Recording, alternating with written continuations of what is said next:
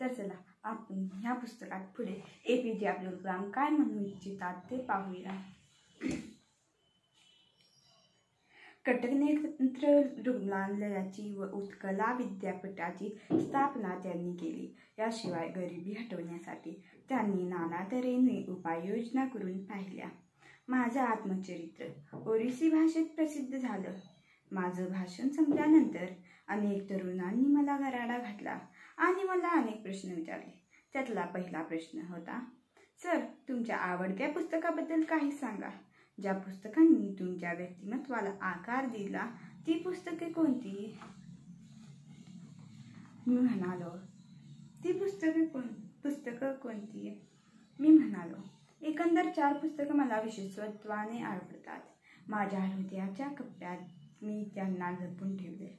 सुरुवातीला डॉक्टरकी केलेली व नंतर तत्त्वज्ञानाचा गाढा अभ्यास करून पुढे नोबेल पुरस्काराचा सन्मान लाभलेले डॉक्टर ॲलेक्स कॅरेल यांचे मॅन द अननोन हे माझं आवडतं पुस्तक आहे।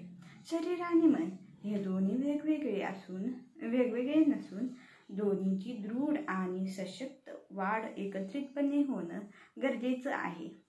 या दोन्हींपैकी एकाकडे दुर्लक्ष करून चालतच नाही। हा विचार या पुस्तकात मांडला आहे। ज्यांना डॉक्टर व्हायचं आहे त्यांनी हे पुस्तक वाचायला हवं। त्यामुळे त्यांच्या लक्षात येईल की मानवी शरीर हे यंत्र नसून एक अत्यंत बुद्धिमान जैवप्रणाली असून तिची उत्पत्ती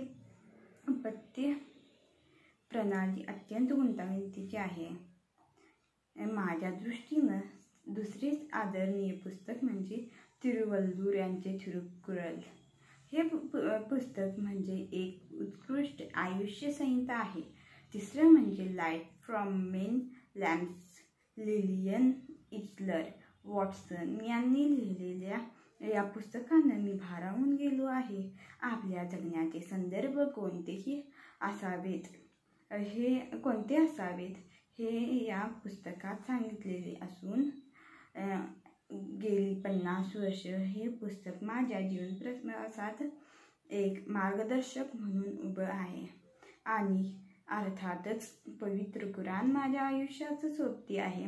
गुजरातीतल्या आनंदमध्ये विद्यार्थ्यांना मी भेटलो तेव्हा एक विलक्षण प्रश्न मला विचारला गेला, आपला शत्रू कोण? प्रश्न मला आवडला। विद्यार्थ्यांना काय वाटतं हे जाणून घेण्यासाठी मी त्यांच्याकडून त्याचं उत्तर मिळवण्याचा प्रयत्न केला।